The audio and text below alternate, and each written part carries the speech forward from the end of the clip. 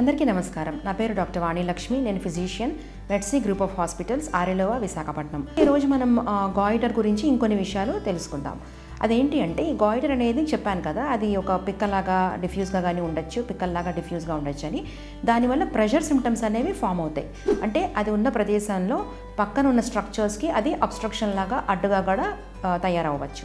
So దీనివల్ల ఏమేమిటి వస్తాయి symptoms? దగ్గు అంటే కాఫ్ రావచ్చు, గురకలాగా రావచ్చు, స్ట్రైడర్ అంటారు, హోర్స్నెస్ ఆఫ్ వాయిస్ అంటే వాయిస్లో చేంజ్ రావచ్చు అనమాట, అంటే బొంగురు గొంతు అంటాం కదా, అలా రావచ్చు.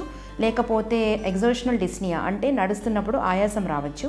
లేదు అంటే స్లీప్ యాప్నియా కూడా రావచ్చు. స్లీప్ యాప్నియా అనేది చాలా ఇంపార్టెంట్ విషయం. సో ఇవన్నీ కూడా వస్తాయి. అదే కాకుండా మింగుడు పడ్డంలో కష్టం అనేది ఉండవచ్చు. ఆహారం తినేటప్పుడు మింగుడు పడ్డం కష్టం కావచ్చు. సో ఇవన్నీ కూడా ప్రెషర్ సిమ్టమ్స్. ఇదే కాకుండా ఇప్పుడు టెస్టులంతా ఏం చేసుకోవాలి అని అంటే, ఫస్ట్ మనము డెఫినెట్గా డాక్టర్ని సంప్రదించినాక వాళ్ళు థైరాయిడ్ టెస్ట్లు ఆర్డర్ చేస్తారు. అదే కాకుండా థైరాయిడ్ యాంటీబాడీస్ అనే టెస్ట్లు ఆర్డర్ చేస్తారు. కాకుండా థైరాయిడ్ అల్ట్రాసౌండ్ ఆర్డర్ చేస్తారు. ఇది కాకుండా ఇంపార్టెంట్ టెస్ట్ ఒకటి ఉంది, అదేంటంటే fine needle aspiration cytology, FNAC.